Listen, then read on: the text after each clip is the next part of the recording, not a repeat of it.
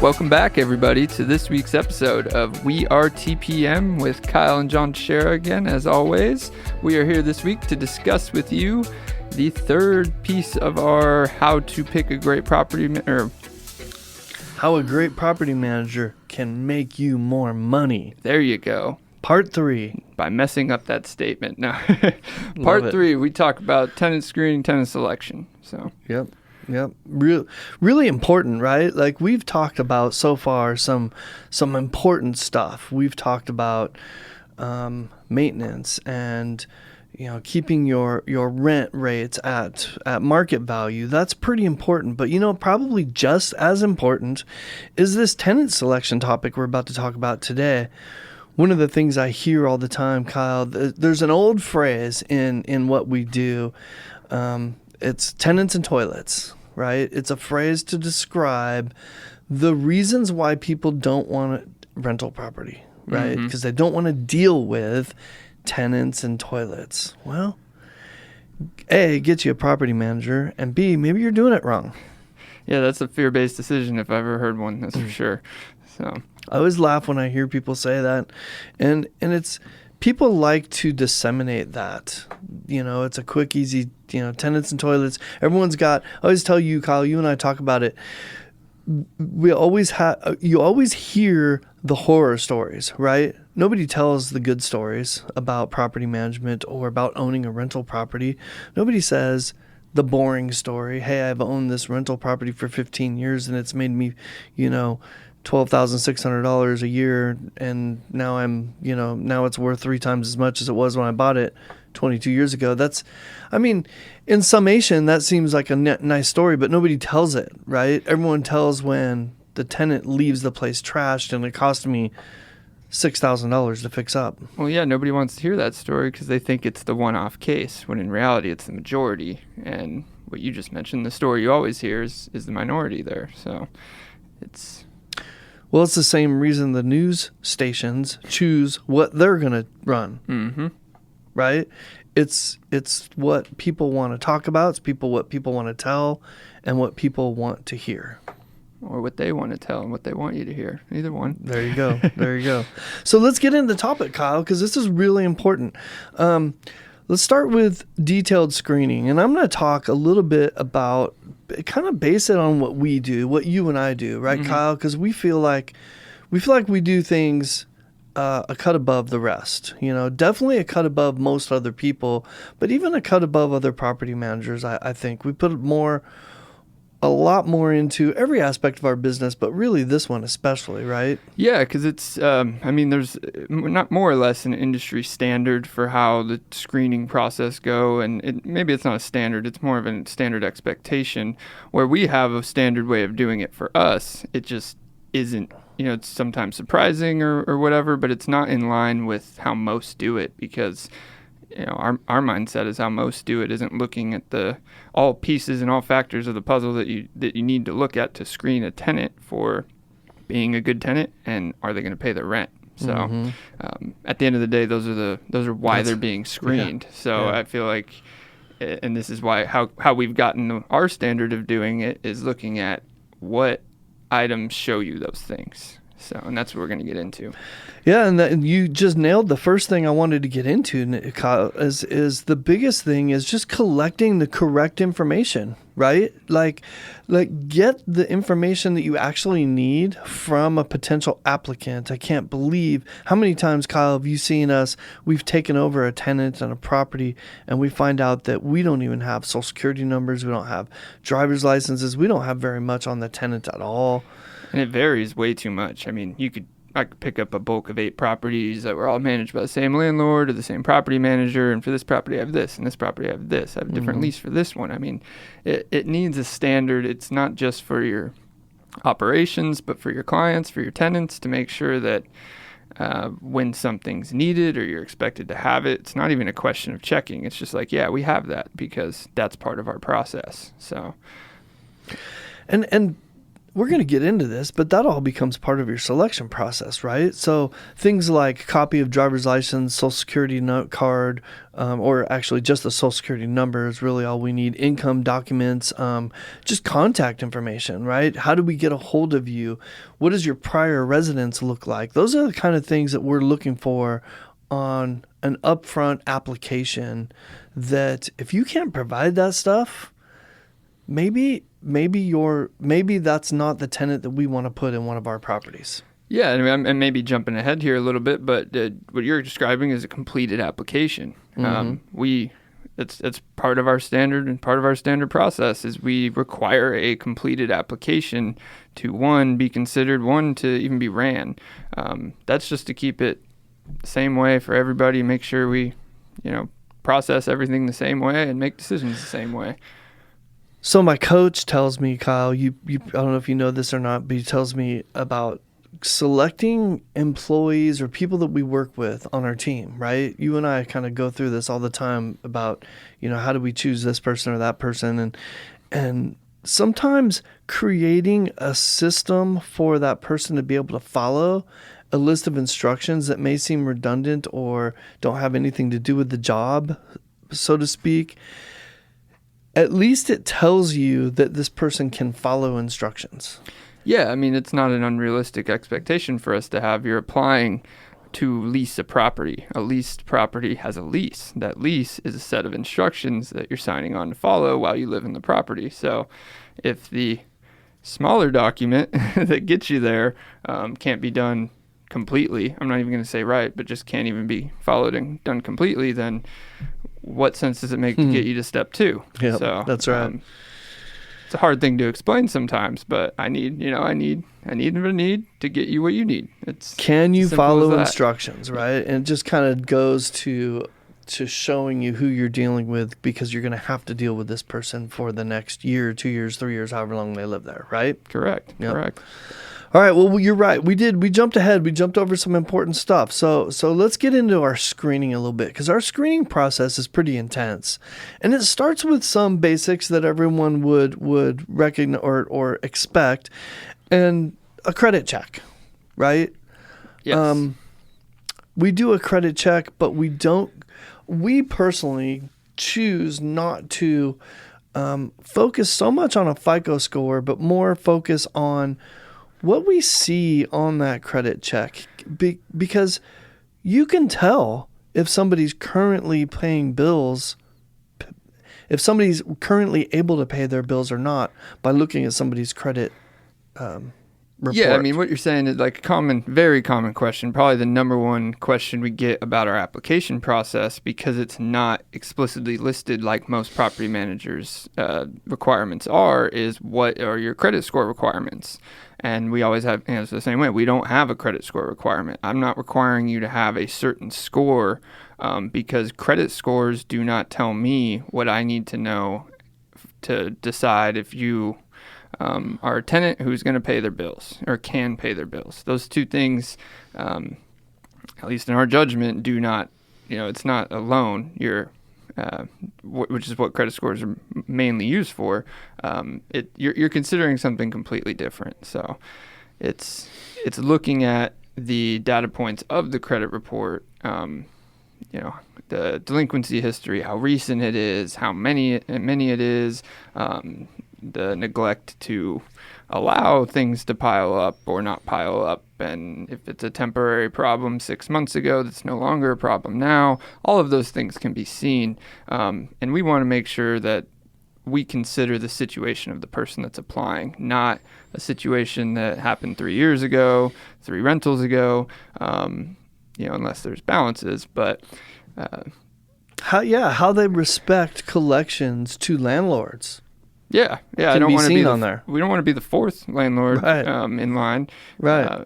It's not a smart position to put you in. Try to go get a home equity loan that's the fourth lien holder. It doesn't happen. There's a reason it doesn't happen. So. Yeah, you nailed it. And so like the most important things we're looking at on those things is, are your current delinquencies, right? It's kind of what you were saying was things that are delinquent like in the recent past, but we're also looking at past sins. I love it on a credit report when I can see past sins and I can see an event and then I see recovery, right? Like, I'm okay with that. That might trash your FICO score, but I can see that there was an event that happened, 9 months ago, and since then we've had recovery and great credit behavior, right? And just to your point, using some common sense when we're looking at this report and making sure that we weed out the things that pertain to us as property managers. Yeah. How is this person respecting the tenant landlord relationship when it comes to paying their bills? Yeah, and there's multiple, tying it back to a credit score there's multiple reasons why you can't make that decision based on just a score. I've seen, and this is very common, probably more common than people think. There's a lot of people who don't use their credit, that don't tap into a credit line and build credit and all that. Well, what does happen even to that common person is they'll get medical collections. Medical bills, medical collections are very common. It's something we essentially don't even consider. So if that's the only thing on your credit report, then it's going to bring your non-score down to a low score and probably disqualify you from most applications. Well, if that score is low because you have 2 medical collections and nothing else, then you can't, using a score to determine if they're going to pay their bills is not an accurate thing to do. So. I can't wait for the day, Kyle, that we're able to take medical collections off of our credit report and stop using them in consideration of further credit, right? Because that's a separate conversation altogether. But yeah, we can't. That's definitely a separate conversation. But while we're on the report, this is a more recent thing, last couple of years, but it also shows us rent history. There's bureau for rent, or Experian has a bureau for rent history now. Most landlords use it, and we have rental verification processes. That's its own separate thing. But if you can see active reporting from previous rentals or current rentals, give you a really good picture. That credit report's not only telling you if they're paying their bills, it could tell you definitively they haven't been late in the last 12 months at their current rental and when it started, or the information you get there varies, but it's another thing we look at and can help solidify things, especially if a low score with medical collection has 24 months of perfect rental history, right? No. So, because it doesn't affect your credit score, even though it's on there. Right. So. Yep. All right. So the next thing, Kyle, that we would do and look at is criminal checks. And really what we're looking for is just, again, those past sins, right? And you and I have always been of the same mindset regarding this. We pretty much, I don't want somebody who's currently got a bunch of criminal history, right? And if it shows that they're a career criminal, so to speak, what they call, right? Somebody that's constantly being arrested and has a criminal history that goes right up to now. I don't want to put that person in one of my houses knowing it's going to be a future problem. But the big one is felonies, because this is kind of like an industry standard, no felonies. And you and I have taken a little bit different approach to no felonies. We kind of tell people no felonies, but what we really mean is that, they need a written explanation, something that we can get approved by our homeowner and put in their file. Because the reality is some of us have felonies from, I don't know, when we were 18, 19 years old, we did something stupid, and now they're 38 years old, still having to live with that mistake. Yeah, and it's another thing about requirements. We don't require or put in the requirements of any of our properties, no felonies, no whatever convictions we're talking about. It's a case-by-case basis, because it's tied into the entire decision of, is this tenant sustainable in this property and will they pay their bills? Well, asking them to explain a felony is just an expectation that homeowners have that will allow us to still consider you on that property. So it's not the other end of it where we need you to defend yourself. That's never the case. It's, we know people make mistakes. We know there's history that may be right, wrong. It doesn't paint the picture of the person now. And that's not what we're trying to knock you down for. It's just to consider fully the whole picture and get those 2 data points figured out. So. I think we're in both of those things we've talked about, FICO score and felonies. We're probably the exception for bigger property managers. I think they have a tendency to be, I don't know if I want to call it lazy, but they just don't put enough thought into it. And they just want to do like a blanket, no felonies, credit score must be 620 type of thing, right? Yeah, and I mean, we know this, but you got to remember you're running a rental application. So your criminal history only applies to the items that affect the rental or could affect the rental or may cause something to affect the rental. Right. Things outside of that realm, while we may need an explanation to get it through an approval process, it's not part of the consideration for if you can be a renter of that property unless the history or what the history shows says it could be a problem at that property or it disqualifies you from complex rules, things like that. But your mistakes or the criminal history is a criminal history for the things they apply to. And rental, everyone needs a place to live. Mm-hmm. So disqualifying people who have any kind of criminal background just on a blanket basis, if everyone did that, you'd be guaranteeing everyone with a criminal history is homeless, right? So it's just not the way to consider someone for a rental. Kind of comes back to common sense, doesn't it? Yeah, you can call it that. Or standard processes. So you touched on this one a little bit, Kyle. Just to move on to the next one, is there's a separate database for eviction screenings. Now, I think this is being kind of merged in with what you talked about into Experian's database. I'm not, No, that's straight court history, public record. Okay. Okay, so they're just going through court. This database is basically just screening all the courthouses across the country and then giving us that information that this person has an eviction here in Tennessee or Wyoming or wherever, so that we can see past our nose what eviction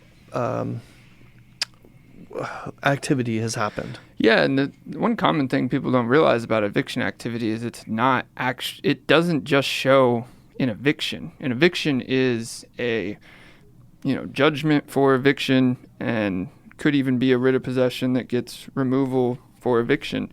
But a filing of an eviction would show up. Mm-hmm. People can have eviction filings against them that never got kicked out of a home. They need to know that, for one, because most probably don't. But it's also considered it can tie into the decisions, because if you got an eviction filing and then you had a year of perfect rental history after that, it shows me there was a hiccup in your life or whatever, but that's in the past. You showed that for a year.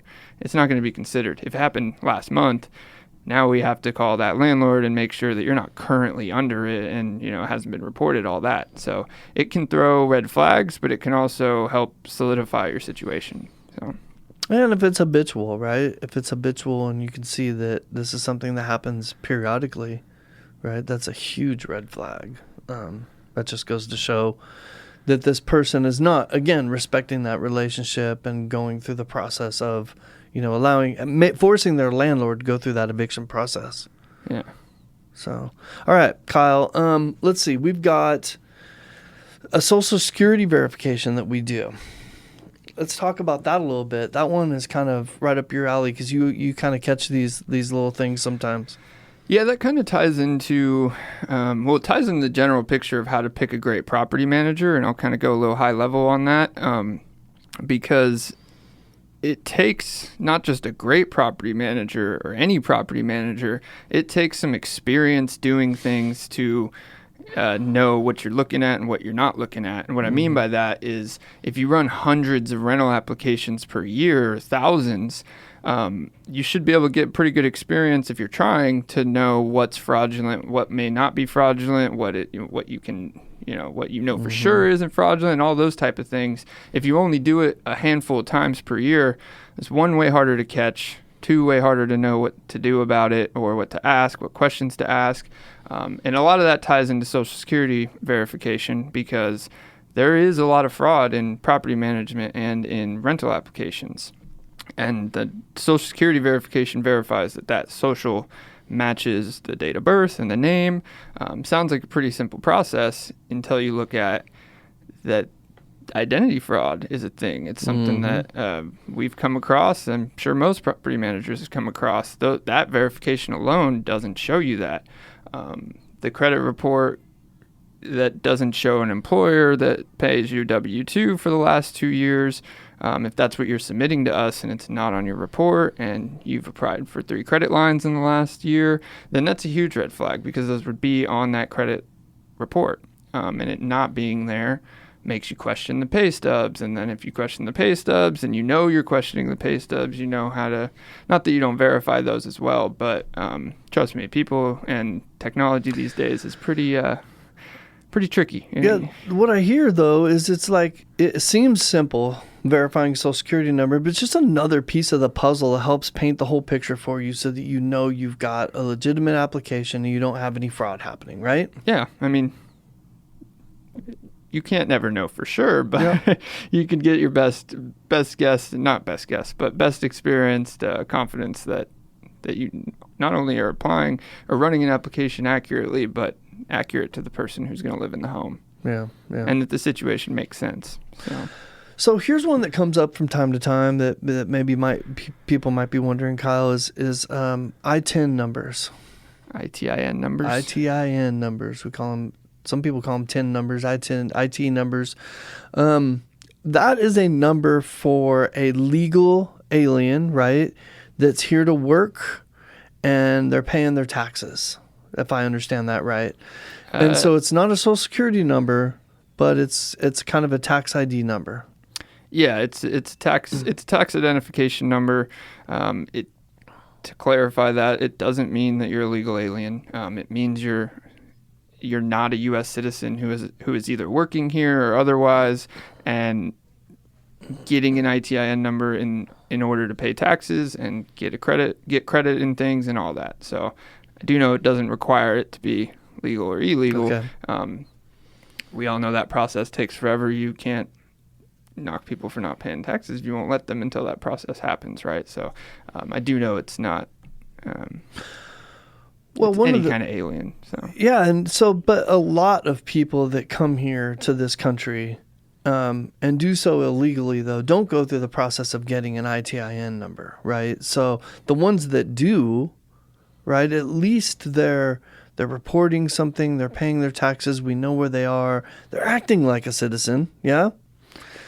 Yeah. I mean, it really just covers any non-U.S. citizen that needs a tax identification number, because there's work visas, there's people who are on temporary situations, all that stuff. But if you made money in America, you need an ITIN number in order to pay taxes on that money, unless there's exceptions to that situation. But it is a common question. Do you guys take ITIN numbers? Can you run ITIN numbers? The answer is yes, because at the end of the day, it has a different name for a different reason, but so does an EIN number for employers. So does, it's right. Just like your social. At the end of the day, it's a tax identification number. We're going to run it and check your, ITN numbers can have credit reports. They can have history. They can have all the same things your social has, so, except for U.S. citizenship. So let's move on to one of the next big things that we're checking. So now we've screened somebody. We've done all of these screenings that we just described. One of the biggest things that we really, and this is probably the first thing that I tell people when they call me and say, hey, what's your guidelines? It's income verification. Yes. And so we use, I would call this an industry standard. I think the method that we use is 3 times the amount of rent in gross pay before taxes. I don't know. I think for the most part, it's when I talk to my colleagues, that seems like somewhat of an industry standard. It's definitely the most standardized piece of rental applications through, at least in our market and most markets around here, if not the whole country, is 3 times the monthly rent and gross monthly income collectively by all the applicants. So. Yep. Right. But household income. Yep, household income. Yep. So let's talk about income verification then and how we do that. So there's several things that we do, but the easiest one, I guess, is we have a W-9 employee. That's somebody who gets a paycheck every week. They pay their taxes and they're able to give us 30 days pay stubs, right? Yeah. I mean, and usually that you say the easiest because it's the easiest to verify. Yep. It has the most information. Right. Shows up on these other verifications the most. And it's the easy math. It's where you get into self-employment and 1099 and other situations where it's not necessarily impossible. It's just you have more steps to the process. It also involves more responsive action by the applicant. Unless you got us everything we asked for in the beginning, there's more questions to ask. There's usually more pieces that we have to verify. So, and to verify that for 1099 employees and self-employment, basically we use bank statements, right? And then we go through the process that's a little harder. Like you said, we have to go through a process of figuring out what your income really is based on those bank statements and trying to create a history over the past 90 days. Yeah, bank statements and tax returns. So, and it's not that we're looking at, we're trying to find a gross, just like we would be on a W-2. Right. It's the only other way to show it. It's also one reason that when I talk to friends and people who do gig work or 1099 work or they're self-employed, the number one problem it's not a problem, but the number one limitation that you can give yourself if you get paid in cash or you get paid directly is not put that money somewhere it can be tracked. Because if it can't be tracked, it can't be verified, and you can't ever use it as leverage. Whether you're applying for a rental, whether you're applying for a HELOC, a line of credit, or any kind of loan. And most people think that's not a problem until they need it. And, well, you can't get it because instead of putting your cash in the bank and then taking it out if you want to, you just kept it in your pocket. And your pocket is essentially like it didn't happen. Well, okay, so let's jump back just a tad bit. So one of the pitfalls people get into with even W-9 employees, and well, there's two really that we see most commonly. And nowadays with the advent of, Microsoft Word and QuickBooks, it's so easy to create pay stubs. We find fraudulent pay stubs all the time, don't we? We find people that we see give us pay stubs that we can tell in 2 seconds that they've created. Yeah, I've got a pretty good eye for it. We all kind of do, but it's not uncommon. And it's, I'd like to say it's uncommon, but it's also not very good most of the time. I'm not going to take too much credit. There are some very good ones, but there's trends. Like if you downloaded this and told me you downloaded it, sent it in a PDF, and I get a scan that's half computer text and all that, it's not only going to be questioned, it's going to be known. And it can be verified. You call it employee verifications. With the increase in technology that allows you to make fraudulent pay stubs, also has the increase of technology with being able to easily verify these things. So, and you can't just ignore it.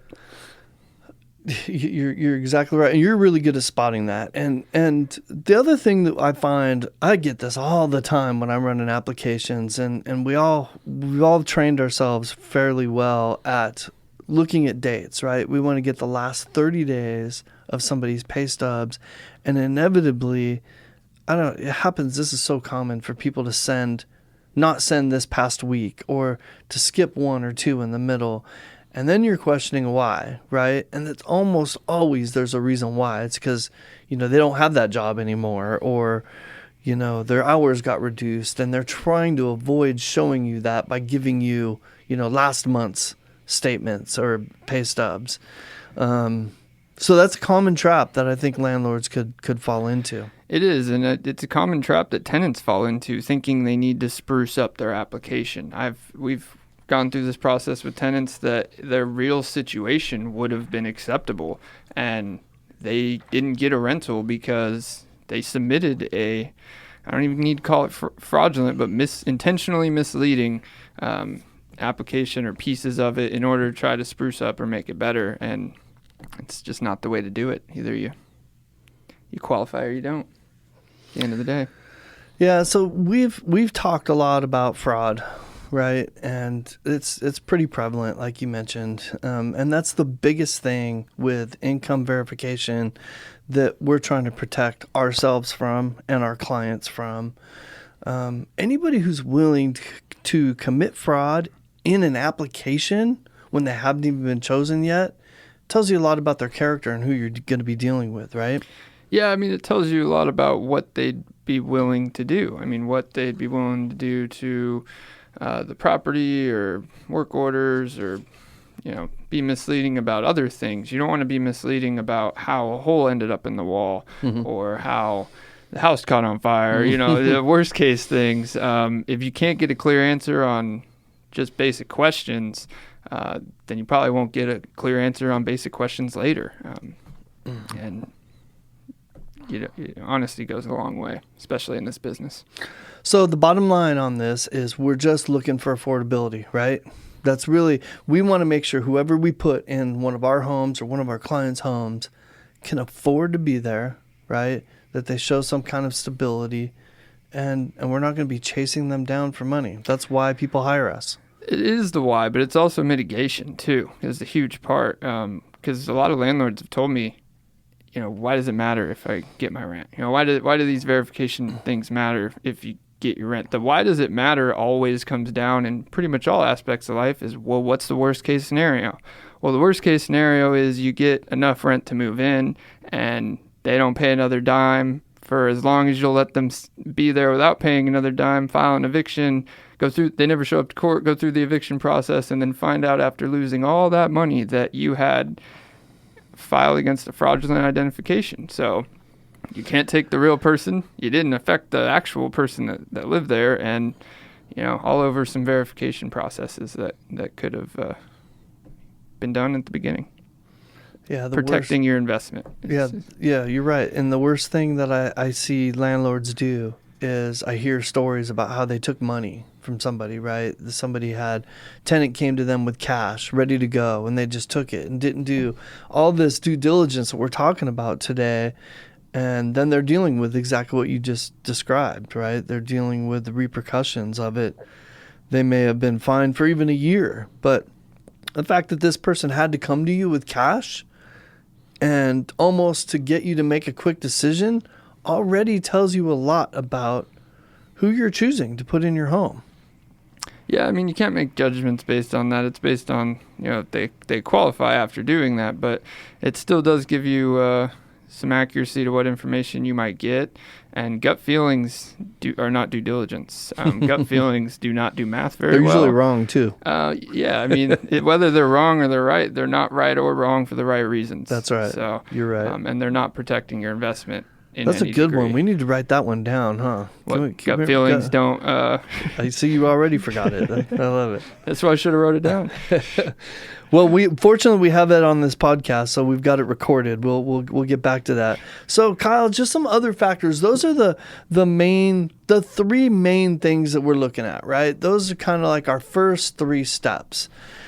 And all of those steps, we've had pretty good discussion now about every single piece of those to show how critical each one is and helping make that selection so that a landlord is not paying for it down the road by way of lost rent, vacancy, or turnover costs from having to do repairs. I mean, that's really what we're trying to avoid here by choosing the right person. Yeah, and collections costs at the end of it, in the worst case. I mean, judgments from a judge don't get money in your pocket. So generally it takes a collection agency that's getting a big cut of it, and you never actually get that judgment amount. But regardless of that, you're never shooting for an eviction. You're never shooting for a collection. Right. You're never shooting for past debt.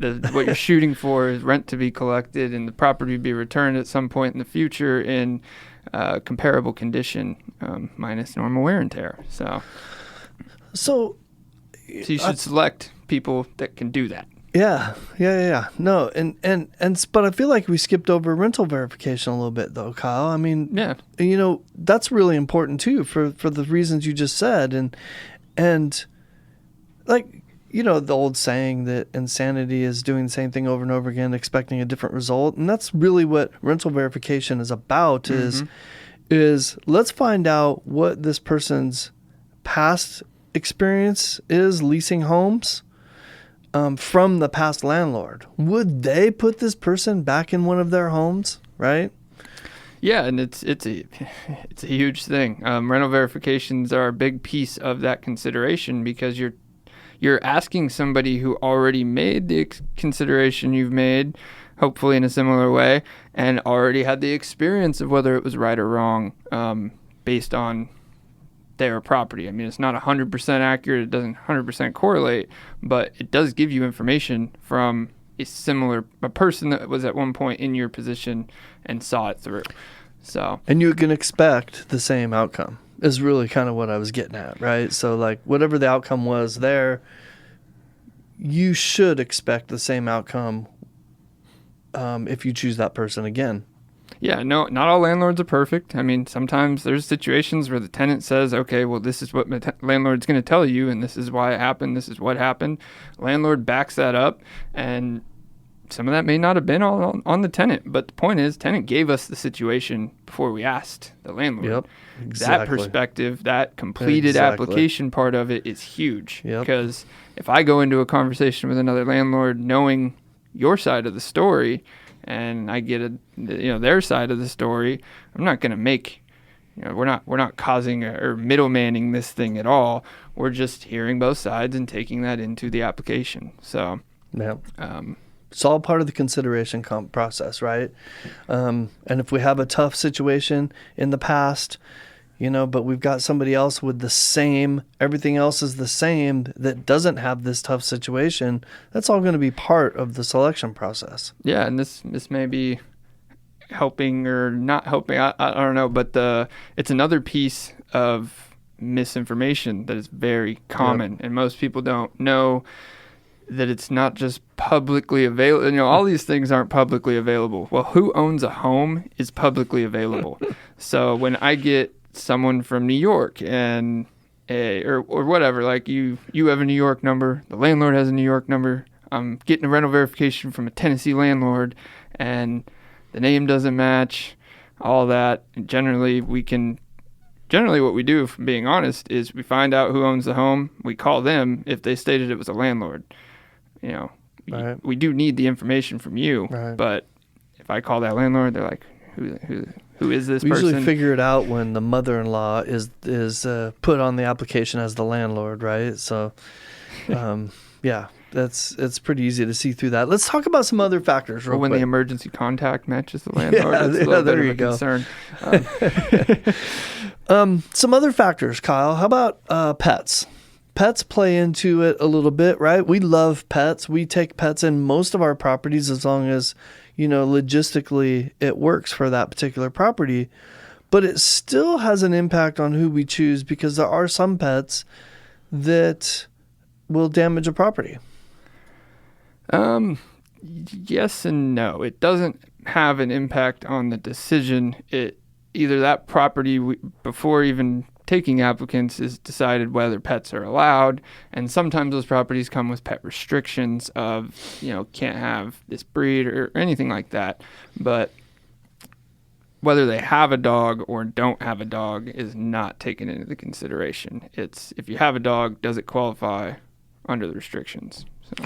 Well, we take all that. Maybe this requires a little bit more explanation, because we take that a lot further, don't we, Kyle? We actually go through this screening process for pets, and so we know exactly, whether they've been they've had all their shots and where they are, how old they are, how big they are. I mean, there's a screening process that we go through. Yeah, and that's more for safety and liability of pets. Right. We have to verify some things about your pets to make sure that they can live in the home, whether they're in a complex or even in a subdivision neighborhood. There's still liabilities for the landlord and requirements, that vaccines and stuff like that. So yeah, we screen them and make sure that those have been, what is required has been done. All right, so we'll put that in the more due diligence bucket. Mm-hmm. How's that, Kyle? How about move-in date? Yeah, move-in date matters, and it's part of this is one of our requirements, if you want to call it, but this can vary by market, I guess, but hasn't really.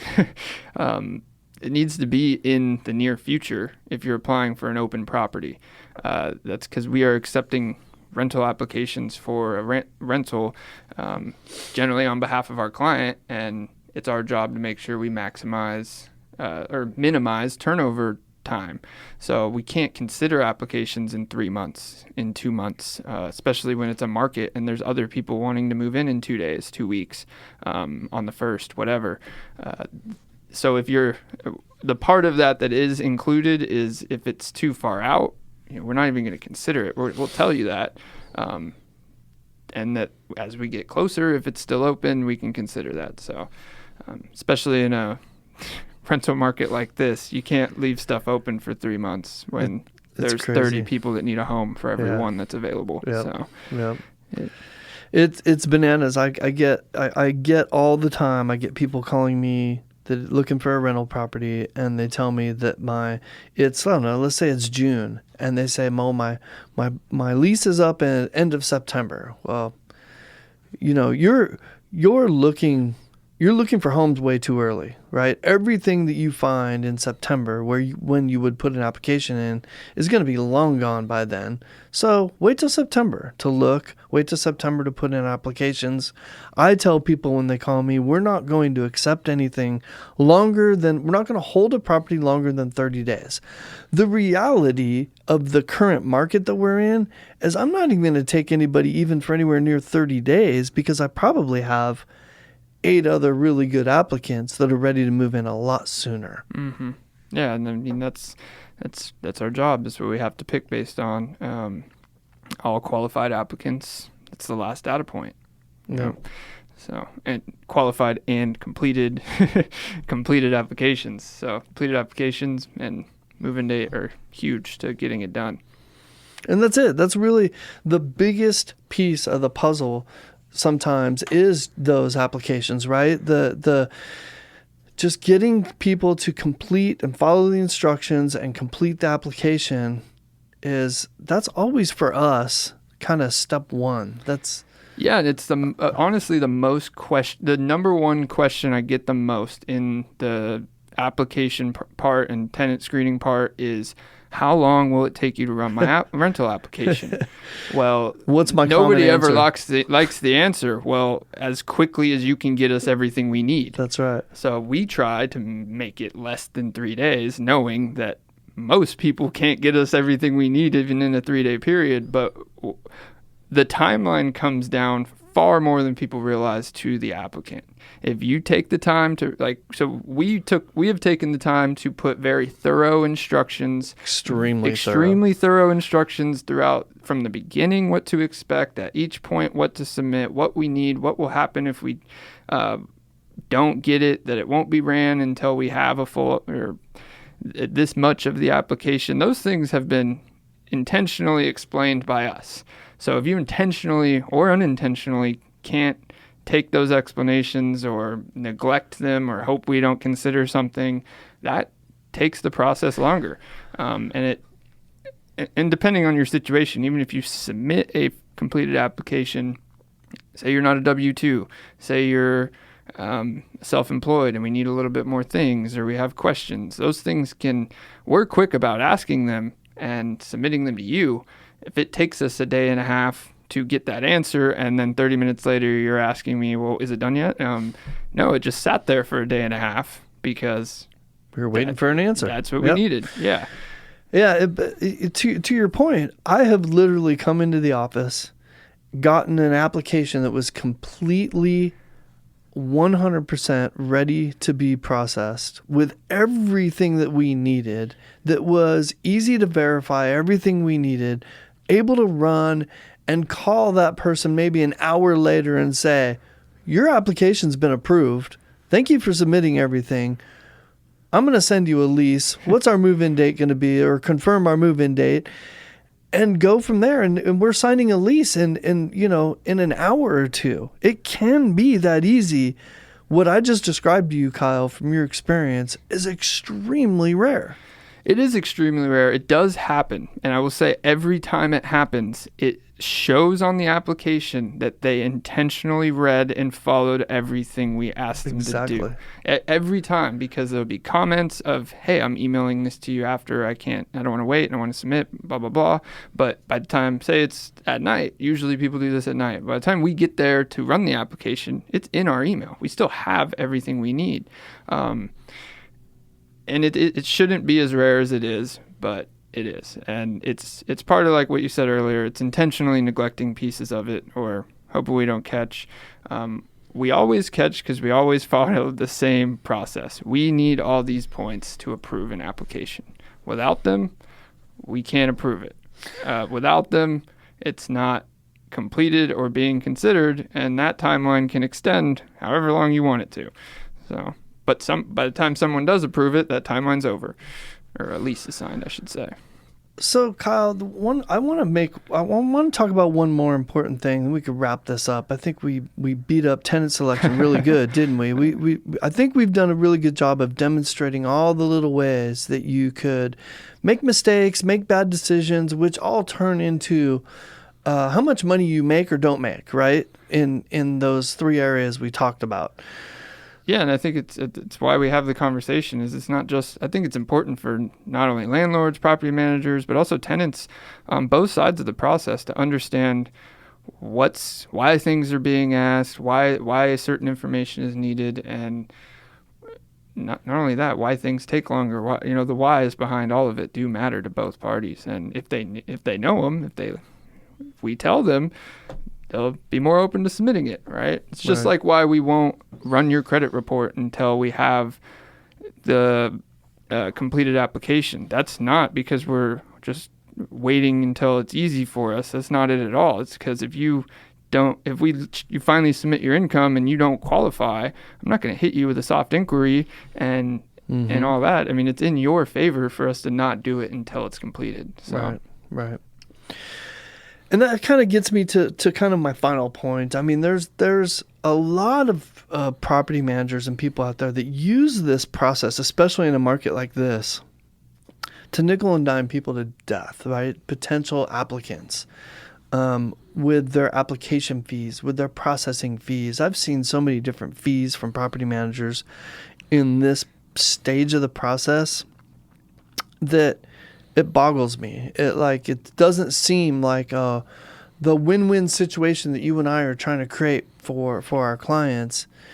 It seems like you're kind of shooting yourself in the foot with all the fees. And then on the flip side, the tenants get frustrated, and rightly so, that they're having to put in application fees and then wait to see if they get that property, and then they've got to do it again with another property manager. And it may be a similar situation to ours, or it may be a harder process, right? Mm-hmm. Every property manager has a different process. And it can be frustrating. It can be. I get it. There's maybe no way around it, but it still can be extremely frustrating to the applicants. Well, and that's because, like you said, a lot of them are submitting multiple applications. Maybe they've been through this process 7 times before, and they've paid on top of an app fee, an admin fee of $100 7 times before, and that racks up pretty quick, especially if you're just being told no at the end of the day. Mm-hmm. I do think, and this kind of ties back to completed application or whatever, but those things tend to be non-refundable, and there's not a lot of exceptions in the property management and the tenant screening world. I mean, there's rules that there shouldn't be exceptions in a lot of pieces of it, but if your application was never ran and you paid an application fee, it makes sense to refund it. It's just one of those factors that can go a lot of different ways depending on where you're applying, how you're applying.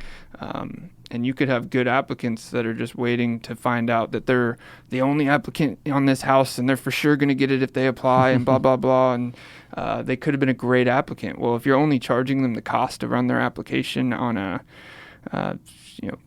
credit reports cost money, those kind of things. But the cost, not the cost to pay your employee, but the cost it takes for the docs to run that application, or you come close to it, or that's pretty much what we do with our app fee. Pretty much just covers our cost, right, for all those screenings that you and I talked about. Yeah, because they're paying because they want to be considered. Right. Not I want to be considered and consider if I want to pay you to consider me. I just want our tenants to submit an application to be considered on the property. So, and that's how we structure that, to try to not incentivize against submitting an application with us for a property that you want. Good stuff, Kyle. I guess we could wrap all this up and kind of tie it in a bow with tenant selection. There's probably hardly anything that's more important than getting off to a good start by getting the right person in your property so you can capitalize on that investment the way you intended to. Correct. And it's not, I say this all the time, it's not picking the right person like you have a person in mind. It's picking somebody who will do what is best for your investment, which is pay their rent on time and take care of the property. And if you can verify to the best of your ability that they can do those two things and they intend to do those two things, then you have a great potential tenant on your hands. And that's what you're looking for, is a great potential tenant. Nothing's for sure ever, but... So, yeah, when you have close to a couple hundred properties that you're managing like we do some of those tenants that you maybe wouldn't put in slip through the cracks every once in a while? I mean, they do. But our process that we described just now, that we just spent the last 30 minutes or so describing, it goes a long way to protecting ourselves to make sure that we don't, have that mistake or that person in there that we don't want in there. It's a mitigation effort. It's at least our process doesn't make us the target of the easy landlord to take advantage of. You never want to be that person, because you're going to be the landlord that gets taken advantage of the most amount of times. So that adds up, but there's no guarantees in this business. It's not always that people slip through the cracks. People's lives change, situations change. Doesn't mean you placed a bad tenant. Doesn't mean you made a bad decision in the screening process. Those are realities of life. When you made a bad decision or you didn't check hard enough, those things usually slap you in the face at the wrong time, and it's not really a question. So, and if it's happened to you, you probably know what I'm talking about. But if you're a landlord, especially had been for a long time, you also probably know that people's situations do change. So there's more than one factor in all of it. What do you got for us, Kyle? Well, it was a great discussion. So if you would like us to send you a rental estimate, or just, you want to be considered of what rents we can get you or just looked at or any of that, send us an email at showmethemoney@wearetpm.com. Send us as little as your property list, your name, and we'll go look for it if you want us to. But we'll send you back a rental estimate, free of commitment, free of charge, just to let you know what a great property manager could be doing for you. Yeah, we've been doing that for people, haven't we? Show me the money. So, reiterate what Kyle just said. Address, really, and what your current rents are. Really is the more information we have, the better. But if all we have is that, we can get back to you and let you know how much money we can make you by doing the things we talked about today and the things we've talked about in our past podcasts. Yeah, and it's a potential estimate too, because it's about market rates. It's about what we can get you. It doesn't mean we're going to neglect completely your concerns of, hey, I have this tenant that's been here for 10 years. I don't want you to get him kicked out. Those are all case-by-case discussions. This is just, hey, if you're curious, you can have something show up in your email about what a great property manager can do for you. Yep. Treat it like a business. Plant your tree and then treat it like a business, right? And then watch it grow. There you go. I love it. Good discussion, Kyle. Thank you very much. What are we gonna talk about next week? What's part 4 gonna be about? I want to keep that a mystery for everybody here. No, I'm just kidding. Tenant turnover. Tenant turnover. Yep. The process in between. So there's a whole bunch we're gonna get into there about why tenants leave, and we've got a whole list of things that you can do to make sure you keep tenants long term. Yep. And if we aren't here for you guys next week, another thing a great property manager does for you is educate themselves and network and find out what's the best things to do in the industry. And by doing that, sometimes it's going to a conference. So that's what we're going to be doing next week. Yeah, we're going to be doing that next week. So we'll try to tune in, but if not, that's what we'll be. Right on. All right. Good job, Kyle. And close us out. Thank you guys for joining us. And don't remember, or do, we are TPM. We are TPM.